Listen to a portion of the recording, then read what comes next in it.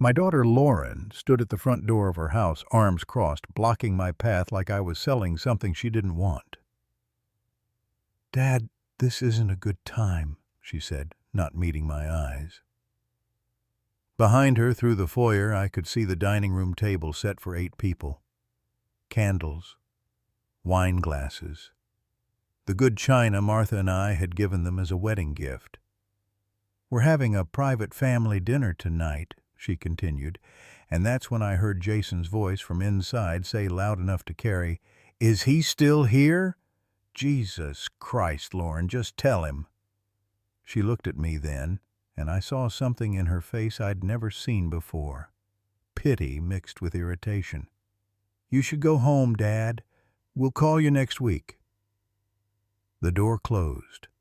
I stood there for maybe 30 seconds, listening to the muffled conversation inside before I walked back to my truck. Before we continue, please subscribe to the channel and write in the comments what time it is where you are now.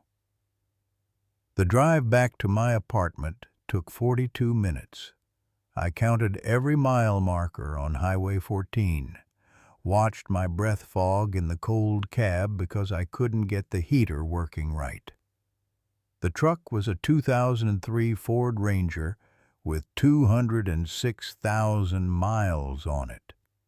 Martha used to call it my retirement plan, joking that it would outlive both of us. She'd been half right. My phone buzzed against the cup holder around 7:15. Lauren's name on the screen. I let it ring.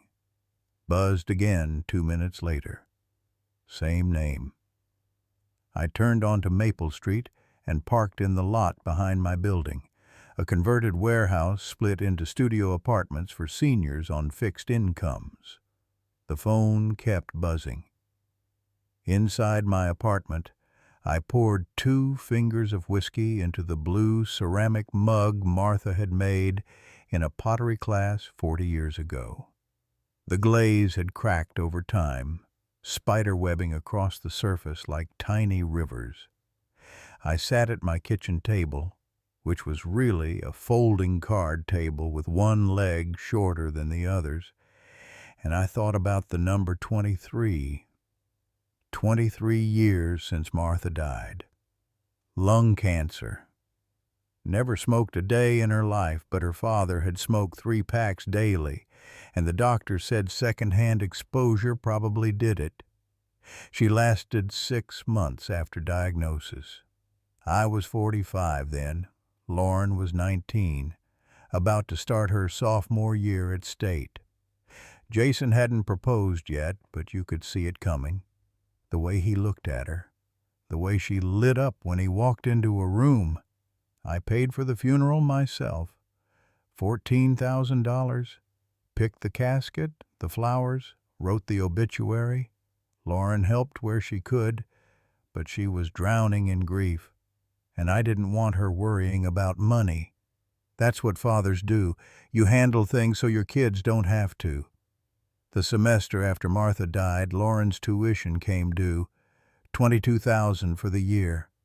I had some life insurance money left, and I used it. Every penny. She graduated on time, walked across that stage in May sunshine, and I sat in the bleachers thinking Martha would have been proud. Should have been there. Would have cried happy tears. The wedding came next.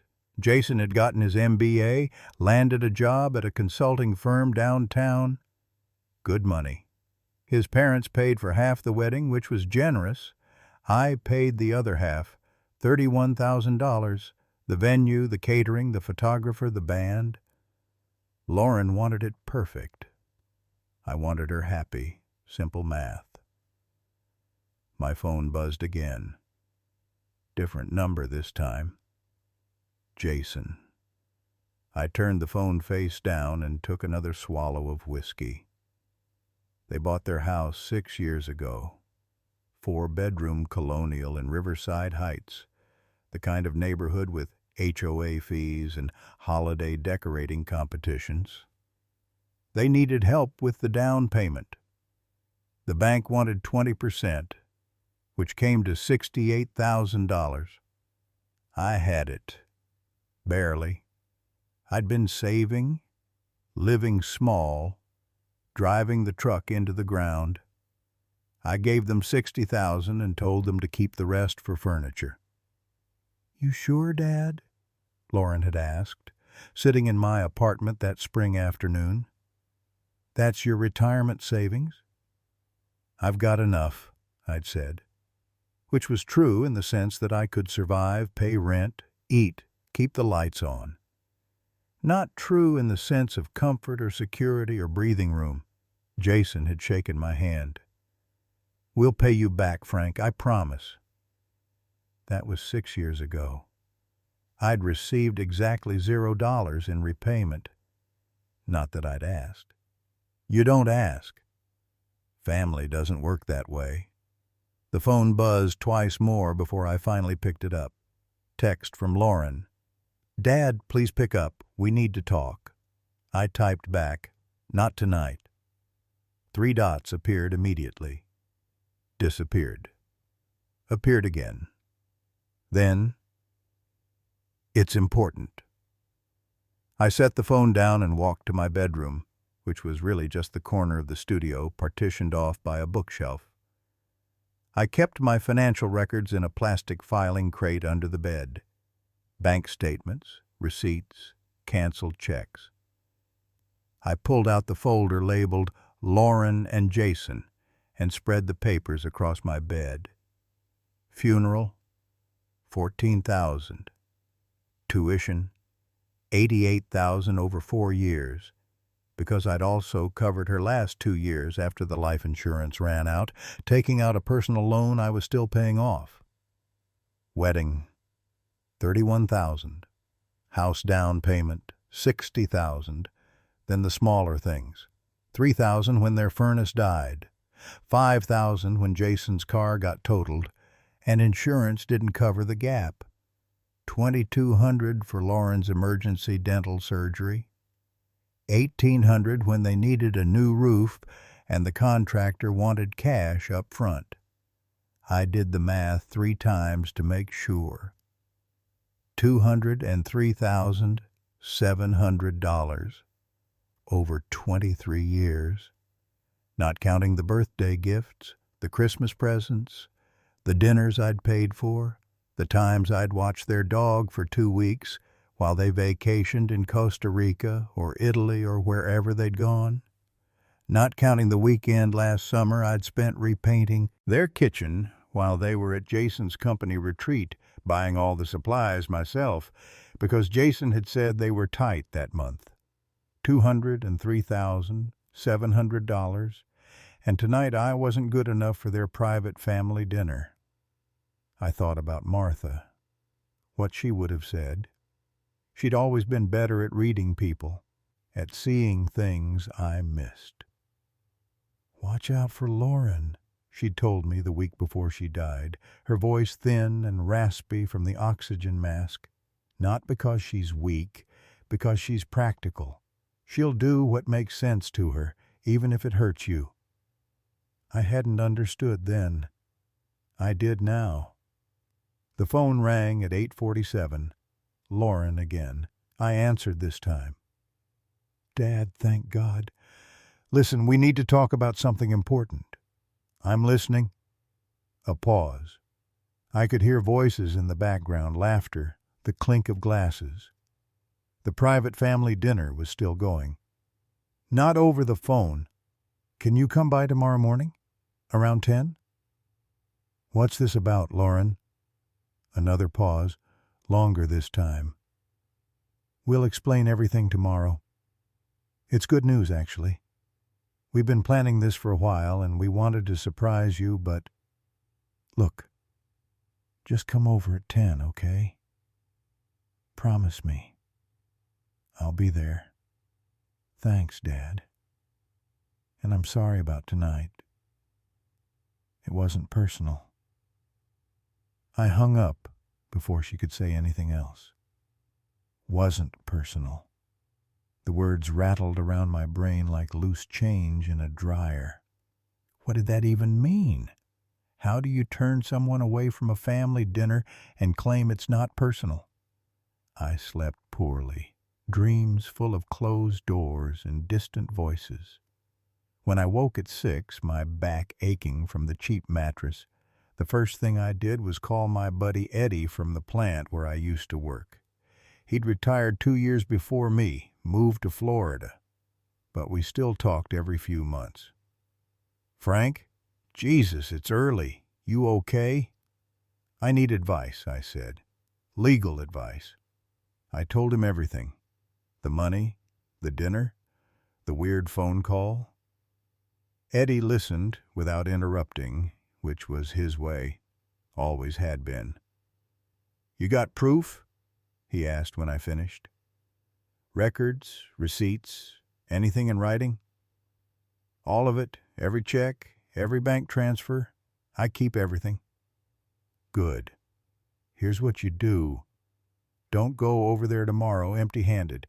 Bring copies of those records. Not the originals, just copies. And Frank?" He paused. "Brace yourself. This sounds like they're about to ask you for something big." "What makes you say that?" "The setup. The private dinner you weren't invited to. Then the urgent morning meeting framed as good news. That's not good news. That's softening you up for bad news disguised as an opportunity." I thanked him and hung up. Spent the next hour at the FedEx store on 3rd Street copying every document in my Lauren and Jason folder. The clerk, a kid maybe 25 with sleeve tattoos and gauged ears, didn't ask questions, just ran the papers through the machine, charged me $42, handed me the stack in a manila envelope. At 9:55, I pulled up to their house in Riverside Heights. The neighborhood looked different in morning light. Cleaner. More expensive. Like someone had photoshopped reality to remove anything ugly or broken. Jason's BMW sat in the driveway next to Lauren's Audi. Both cars were newer than my truck by about 15 years. I rang the doorbell at exactly 10. Jason answered, wearing khakis and a polo shirt like he was headed to a golf course. "Frank, hey, come in." The house smelled like coffee and something baking. Cinnamon rolls, maybe. Lauren appeared from the kitchen carrying 2 mugs. She handed one to Jason, kept the other. Didn't offer me one. "Let's sit in the living room," she said. I followed them. The living room had been redone since I'd last seen it.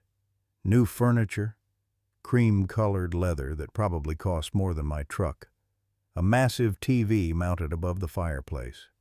Through the window, I could see their backyard, complete with a pool I didn't remember them having. "So," Jason said, settling into the couch next to Lauren, "thanks for coming.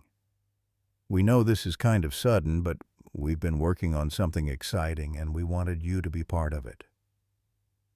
I sat in the armchair across from them, the manila envelope resting on my lap. "I'm listening." Lauren leaned forward, her face animated.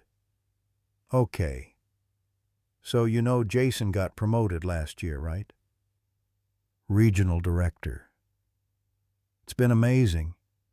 But it also means we're traveling more, and with both of us working full-time, we've been thinking about what's next. How we want to structure our lives." Jason picked up where she left off. "Bottom line, we're planning to sell this house and upgrade. There's a property in Blackstone Estates, 6 bedrooms, 3 acres, really incredible. It's an investment, but also our forever home." "That's great," I said. "Congratulations." "Thanks." Lauren smiled, but it didn't reach her eyes. "The thing is, the down payment is substantial. We've got most of it, but we're about $120,000 short. And we thought, since you've always been so generous with us, maybe you'd want to help out one more time." The room went very quiet.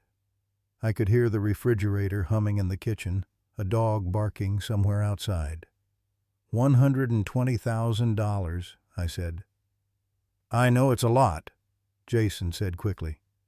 But here's the thing. We're not asking you to just give it to us. We're offering you something better. There's a guest house on the property. Fully self-contained, one-bedroom, full kitchen, separate entrance. You could live there, free rent forever. Think about it, Frank. No more rent payments, no more worrying about your apartment. You'd be with family. Lauren nodded enthusiastically. And we'd be right there if you ever needed anything. As you get older, it would be perfect. Built-in support system. I looked at them both. Really looked. Lauren had her mother's eyes, but none of her warmth. Jason had the expression of someone closing a business deal, all practiced confidence and strategic empathy. Let me make sure I understand, I said slowly.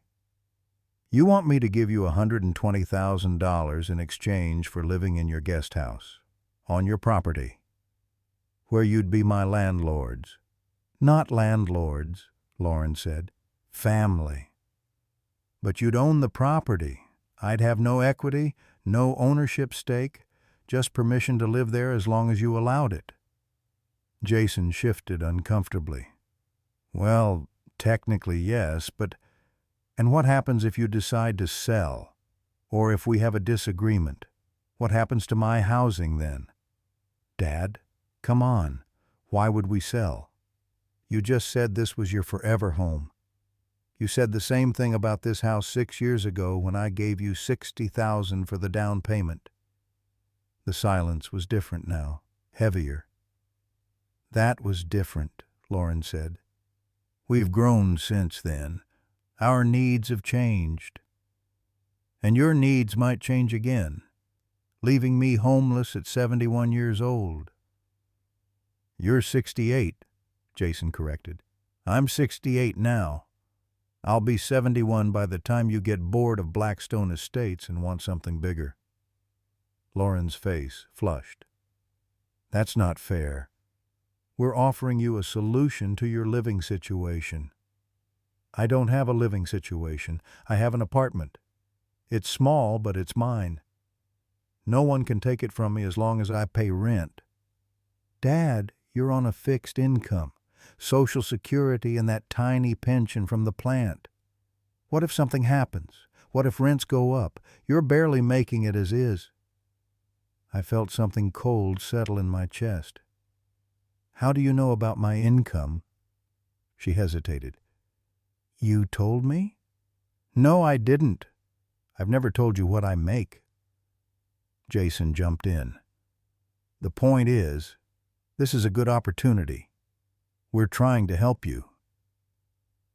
I opened the manila envelope and pulled out the stack of photocopies, set them on the coffee table between us. $203,700. That's what I've given you over the last 23 years. Every funeral expense, every tuition payment, every emergency, every down payment. It's all documented here. Lauren stared at the papers. What is this? This is me helping you. All the times I helped you. And I never asked for anything back. Never even mentioned it. Because you're my daughter, and that's what fathers do. We never asked you to keep track, Jason said, his voice tight. I didn't keep track to guilt you. I kept track because I'm careful. Because when you don't have much, you need to know where every dollar goes. I stood up, leaving the copies on their table. The answer is no. I'm not giving you $120,000 to live in your guest house like some dependent relative you can evict when it's convenient. Lauren stood too, her face pale. Dad, we weren't... This isn't... We just thought it would be good for everyone. Good for everyone or good for you? That's not fair. You want to know what's not fair? My voice stayed level, but I felt something building inside, years of swallowed words rising up. Not fair is working 60-hour weeks at the plant so I could cover your tuition after your mother died. Not fair is taking out a loan I'm still paying off at 68 because you needed help. Not fair is spending my retirement savings on your wedding, your house, your emergencies, and then getting turned away from your dinner like I'm a stranger. That dinner was about this, Jason said. We had our financial advisor there and Lauren's brother. Lauren doesn't have a brother. Jason froze. Lauren's face went from pale to red. My cousin Trevor. You know Trevor. Jason misspoke. Trevor from Seattle? The one who works in tech and hasn't visited in 6 years? He's in town for a conference. We were discussing the Blackstone property with him and our advisor because Trevor knows real estate. Something wasn't adding up, but I was too tired to figure out what. I'm leaving. Dad, wait. Send me a Christmas card, I said. If you remember. I walked out. Behind me, I heard Jason say something sharp and low to Lauren, heard her respond in the same tone. I didn't look back. In my truck, I sat for a moment, hands on the wheel, breathing. The street was quiet. Beautiful houses with beautiful lawns and beautiful cars. Martha would have hated it here. Too sterile, she would have said. Too worried about appearances. My phone buzzed. Text from Lauren. You're overreacting. We can talk about this calmly. I blocked her number. Then Jason's. Then I drove home. Back in my apartment, I called Eddie again. Told him what happened. Jesus, Frank. They wanted you to pay them to be their tenant? Essentially. What are you going to do? I don't know yet. But I did know. I was angry. Properly angry. The kind of anger that Martha used to say was dangerous because it made me quiet instead of loud, made me think instead of yell. I spent the rest of the day going through my records, not just the Lauren and Jason folder, but everything. Bank statements, tax returns, property deeds. I owned things I'd forgotten about. The truck, obviously, but also a small parcel of land upstate I'd bought 30 years ago, thinking maybe we'd build a cabin. Never did. Life got in the way. That land was worth something now. Development had spread that direction. I had a life insurance policy through the plant. Small but real. I had my pension, my Social Security, my savings account with $42,000 I had been too scared to touch. I had Martha's jewelry, including her grandmother's ring, which was probably worth $15,000 if the appraiser I'd seen 5 years ago was right. I wasn't rich. But I wasn't desperate either. I'd convinced myself I was because that's what you do when you're always giving everything away. You start to believe you have nothing. That night, I couldn't sleep. Kept thinking about Trevor from Seattle, about the private dinner, about Jason saying Lauren's brother like it was natural. I pulled out my laptop, ancient Dell that took 5 minutes to boot up, and I did what any angry father does at 2 a.m. I searched. Trevor Morrison, Seattle Tech Real Estate, brought up nothing useful. I tried different combinations. Lauren Morrison family, Jason Hartwell family, Blackstone Estates. That last one got me something. A real estate listing, 6-bedroom house on 3 acres, listed at $2.4 million. Described as pre-construction commitment opportunity, limited availability. Pre-construction. They weren't buying a house. They were buying into a development that hadn't been built yet, which meant they were speculating, gambling. I kept searching, found Jason's company website. He was listed as regional director, like Lauren said. Then I found an article from a business journal dated 3 months ago. Local consulting firm faces restructuring, layoffs expected. I searched Jason's name specifically, found his LinkedIn, updated 2 weeks ago with a job title that said transition consultant instead of regional director. He'd been fired or demoted or something that wasn't the promotion Lauren had mentioned. The pieces were starting to fit together in a way that made my chest tight. They needed money, not for a forever home, for survival, or debt, or something they weren't telling me. At 7 in the morning, I called a lawyer. Not Eddie's Florida lawyer, but someone local. Patricia Chen, who'd handled Martha's will 23 years ago and had been good about not charging me more than necessary. "Frank, it's been years. How are you? I need advice about financial abuse." She was quiet for a moment. "I'm listening." I told her everything. The money, the dinner, the guest house proposal, what I'd found online. She listened like Eddie had, without interrupting. "Do you have any written agreements? Any loans documented as loans?" "No. It was all gifts. Family, helping family." "Then, legally, you're not owed anything. Morally, yes. Legally, no." "I'm not trying to get the money back," I said. "I'm trying to protect what I have left." "Smart. Here's what we do. First, we make sure your assets are secure. Do you have a will?" "Not since Martha died." "We'll draft a new one, today if possible." "Second, we lock down your financial accounts. Set up alerts, change passwords, make sure no one has access but you. Do they have power of attorney?" "No." "Good. Let's keep it that way." Third, we establish clear boundaries. Written communication only. Document everything. If they want something from you, they ask in writing, you respond in writing. No more verbal agreements.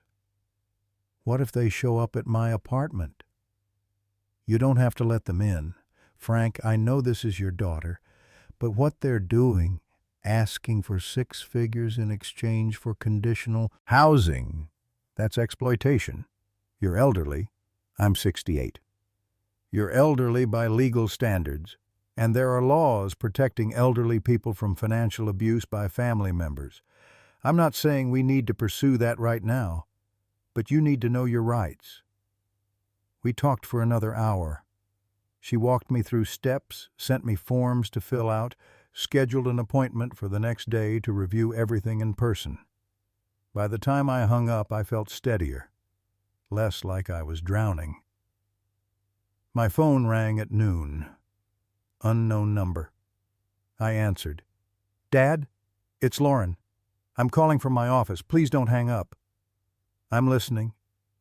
"I talked to Jason.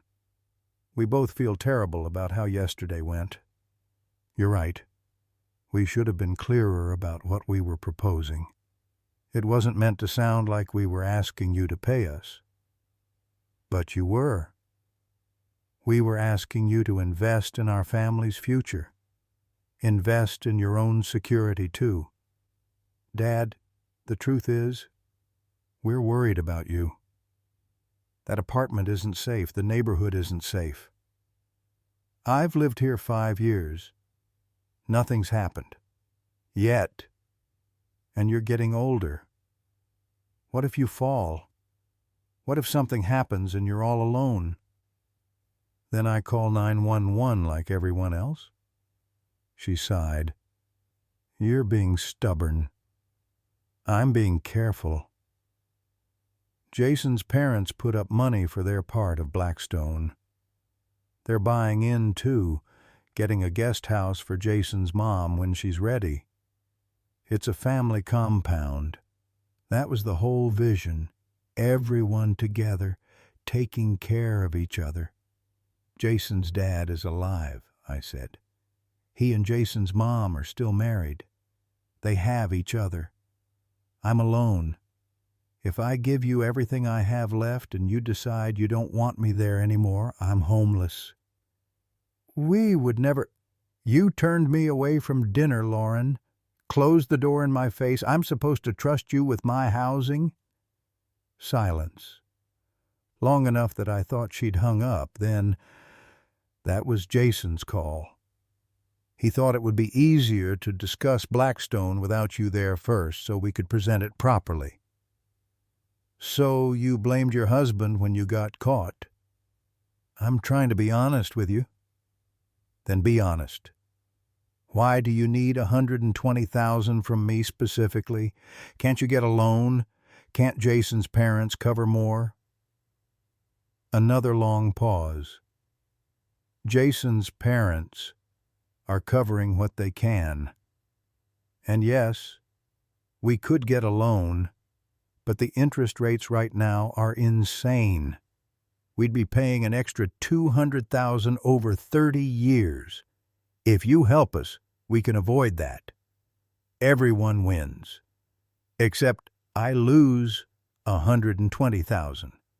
You gain housing security in a house you control that you can sell whenever you want. Oh my God, Dad, you're acting like we're criminals. We're your family. We love you. We're trying to help by taking my retirement savings. It's not like you're using it for anything. Her voice had gone sharp. You live in a depressing studio apartment and drive a truck that should have died 10 years ago. What are you saving for? You don't go anywhere. You don't do anything. At least with us, that money would go toward something meaningful. The words hit like a physical blow. I closed my eyes. Something meaningful. I didn't mean, Dad, I just meant... I know what you meant. I'm not using my money for anything important, so I should give it to you. That's not what I said. It's exactly what you said. I felt very tired suddenly. I need to go. Dad, wait. I hung up. Sat there staring at my kitchen wall, at the crack in the plaster I kept meaning to spackle, at the water stain from the leak 2 winters ago that the landlord never properly fixed. Depressing. She'd called my home depressing. Maybe it was. I didn't know anymore. After Martha died, everything became about function, a place to sleep, cook, exist. I stopped seeing it as a home and started seeing it as a holding cell between work and death. But it was mine, small and cracked and stained, but mine. My phone buzzed. Text from unknown number. This is Jason. Lauren is devastated. You need to apologize.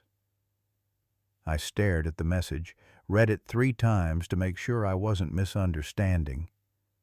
I needed to apologize for not giving them $120,000. I blocked the number. That night, I couldn't eat, made toast, took 2 bites, threw it away. The apartment felt smaller than usual, the walls closer. I kept hearing Lauren's voice. Depressing. You don't do anything.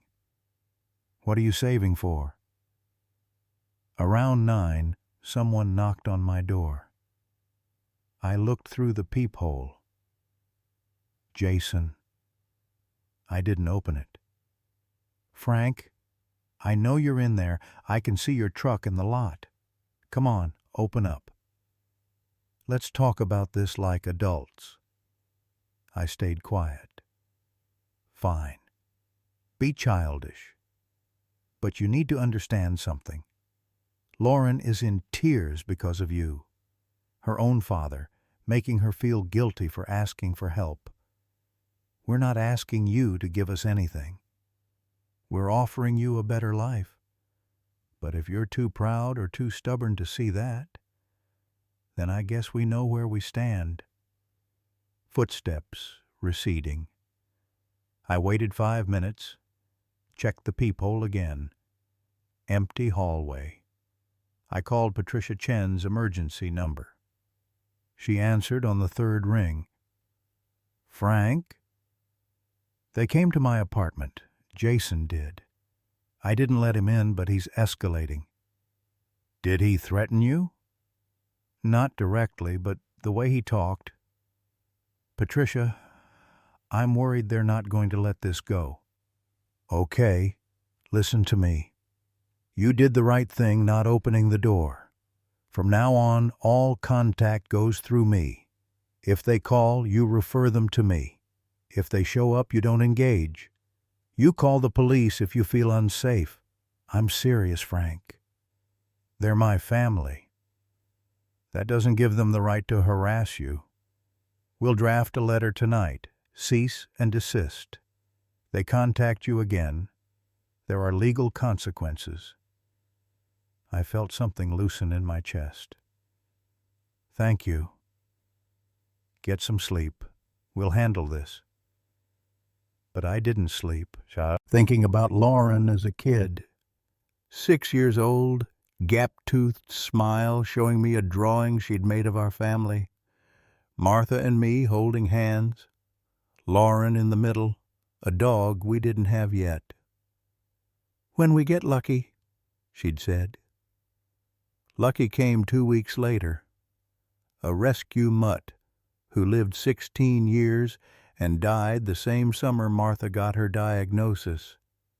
Lauren, at 13, crying in my truck after some boy broke her heart. Everyone leaves, she'd sobbed. Everyone always leaves. And I'd told her that wasn't true, that some people stay forever. Lauren, at 19, hollow-eyed at her mother's funeral, gripping my hand so tight my fingers went numb. What do we do now? She'd whispered. And I'd said, we keep going, together. When had together become conditional? I must have dozed off eventually because I woke at 6 to my phone ringing. Patricia. Frank, we have a problem. I just got a call from Lauren's lawyer. My stomach dropped. Lauren has a lawyer? As of yesterday, apparently. They're claiming you verbally agreed to fund their real estate purchase and then reneged. They're threatening to sue for promissory estoppel. I never agreed to anything. I know. And they can't win. But they can make your life hell trying. Frank, I need to ask, how much do you want to fight this? I thought about Lauren's face at the funeral, about the hours I had spent rocking her as a baby when she couldn't sleep, about teaching her to drive, to change a tire, to balance a checkbook, about every birthday, every Christmas, every moment I'd been there. As much as I have to, I said. The next 6 weeks were the longest of my life. Letters from lawyers, phone calls from numbers I didn't recognize, a knock on my door at 2 a.m. that turned out to be drunk college kids from downstairs, but my heart didn't stop racing for an hour afterward. Patricia handled most of it, sent formal responses, documented everything, compiled evidence of my income, my expenses, my financial history, built a case that even if I'd wanted to give them money, I couldn't afford to. They're going to drop this, she told me during one meeting. Their lawyer knows it's garbage. They're just hoping you'll settle to make it go away. I'm not settling. Good. The suit was formally withdrawn on a Tuesday. Patricia called me at 3 in the afternoon, triumphant. They're done. Withdrew with prejudice, which means they can't refile. It's over, Frank. I should have felt relieved, vindicated, something. Instead, I just felt empty. That weekend, I drove upstate to look at the land I'd bought 30 years ago. Took almost 3 hours. Roads I barely remembered. When I found the plot, marked by an old survey stake half hidden in brush, I stood there looking at trees and overgrown grass and thought about all the plans Martha and I had made. The cabin we'd build someday, the garden she'd plant, the porch where we'd drink coffee and watch sunrise. None of it happened. Life happened instead. My phone rang. Eddie. You okay? They withdrew the suit. I heard. Patricia called me. Said you were a stubborn bastard who wouldn't budge. That's supposed to be a compliment? From Patricia? Absolutely. Frank, what are you going to do now? I looked at the land, the trees, the sky going pink as evening came. I don't know. Maybe sell this place. Maybe keep it. Maybe build that cabin. By yourself? Why not? You're 68. Everyone keeps reminding me. Eddie laughed. You know what? Do it. Build the damn cabin. Live out there away from everyone. You've earned some peace. After we hung up, I walked the property line. It was bigger than I remembered, almost 5 acres. The trees were mature now, thick trunks and heavy branches. A creek ran along the back edge, water moving quick and clear. Good land, worth probably 10 times what I'd paid, or worth keeping. I drove home as the sun set, stopped at a diner for coffee and pie. The waitress, maybe 50, with tired eyes, refilled my cup without asking. Long day? Long month. I hear that? She glanced at my hand, at the faded tan line where my wedding ring used to be. You lose somebody? Long time ago. They don't warn you, do they? How much space grief takes up, like a whole extra person living in your chest. I looked at her. No, they don't. She smiled, sad and knowing. Pie's on me. You look like you need it. I thought about Martha, about Lauren, about the space grief takes up and whether it ever shrinks or just becomes familiar. The waitress was right. No one warns you. Back in my apartment, I made tea and sat at my folding table. Outside, I could hear traffic, voices, the ambient noise of people living their lives. My phone sat silent. No calls, no texts. The cease and desist had worked. I pulled out the folder of papers, $203,700. I looked at the numbers until they stopped meaning anything, just black marks on white paper. Then I took out a piece of notebook paper and started writing. Dear Lauren, this is the last time we'll speak about money. I gave you everything I wrote down, and I don't regret it.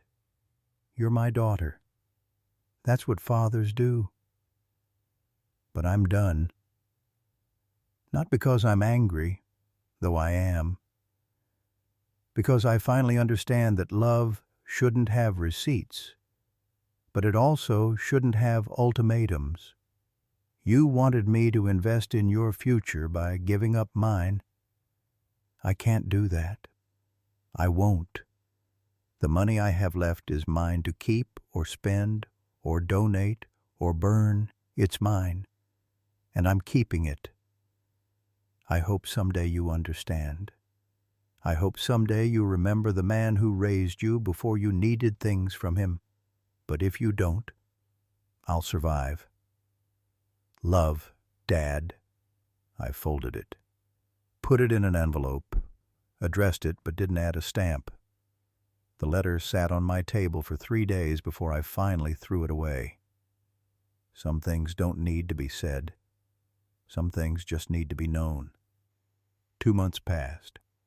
I sold the land upstate for $92,000, paid off the loan from Lauren's tuition, put the rest in savings, started looking at smaller towns north of the city, places where $92,000 could buy a decent house outright.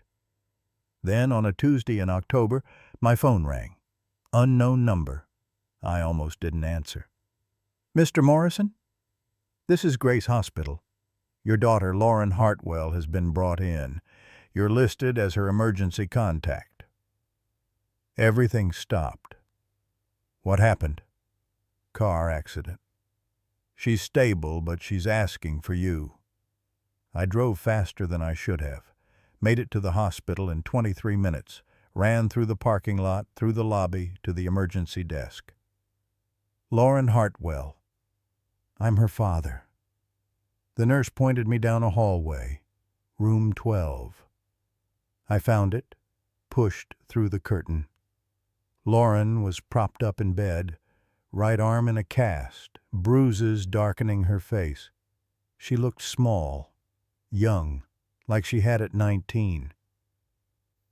"Dad," she whispered. I sat in the chair next to the bed. "What happened?" "Jason was driving. He fell asleep. We hit a median. He's fine, few stitches. I broke my arm and 3 ribs." "Jesus!" "They gave me something for the pain. Makes me foggy." She looked at me, eyes unfocused. "I'm sorry." "For what?" "Everything. The money, the lawyers, the things I said. Dad, I'm so sorry." I wanted to stay angry, wanted to hold on to the hurt. But looking at her, bruised and broken and small, I couldn't. "It's okay." "It's not. Jason told me. He said we needed that money or we'd lose the house. Said his job was in trouble. Said my salary wasn't enough." I panicked. And instead of asking you for help like a normal person, I let him turn it into some scheme. The guest house, the compound, none of that was real. We just needed money and didn't want to admit it. The job trouble was real, though." She nodded. "He got demoted, took a pay cut. We've been drowning for months. The Blackstone thing was him trying to fix everything by going bigger, betting it would all work out." "And your house?" "We're probably going to lose it. The mortgage is 3 months behind." I closed my eyes, opened them, looked at my daughter, who looked like her mother in this light, in this moment. "How much do you actually need? To catch up?" "Dad, no. I'm not asking." "How much?" $12,000 to catch up the mortgage. Maybe another 5 for other bills. 17,000, not 120. Not conditional housing. Just 17,000 to keep them afloat. "I'll transfer 12,000 tomorrow for the mortgage. The rest you figure out." "Dad, not a gift. A loan. You pay me back. $100 a month. No interest. I'll draw up papers. You sign them." Tears spilled down her face. "Thank you." "Don't thank me. Just do better. Be honest. If you need help, ask. Don't scheme. Don't manipulate. Ask." "I will." Jason appeared in the doorway then, white bandage above his right eye, looking sheepish. "Frank, thank you for coming." I looked at him, really looked. Saw a man who'd gambled and lost and dragged my daughter down with him, but also a man who loved her, who looked terrified standing in that doorway. "Take care of her," I said. "That's all I want." He nodded. "I will." I stayed another hour, until Lauren fell asleep from the medication, until the nurse said visiting hours were over. Then I drove home through October darkness, leaves falling across my windshield, and I thought about Martha. She would have known what to say, would have found the exact right words to make this all make sense. But she wasn't here, and I had to figure it out myself. At home, I made tea, sat at my folding table, looked at my phone. I thought about calling Lauren tomorrow, checking on her, making sure she was okay. Then I thought about boundaries, about helping without enabling, about love that doesn't destroy you. I'd send the $12,000, draw up the loan papers, be there if she needed me. But I'd also keep my distance, keep my savings, keep the life I was building for myself. Because you can forgive someone and still protect yourself. You can love someone and still say no. Martha had tried to tell me that 23 years ago in her final words. Watch out for Lauren. She'll do what makes sense to her even if it hurts you. Not because Lauren was cruel, because she was practical. And sometimes practical people forget that other people aren't resources to be allocated. They're humans who hurt and need and deserve protection too. I finished my tea, washed the cup, went to bed. In the morning, I'd transfer the money, draw up the papers, move forward. But tonight, I just slept, deep and dreamless, for the first time in months. If you like this story, please like it, subscribe to the channel, and share your impressions in the comments. To listen to more stories, click on the window on the right. Thank you for being with us.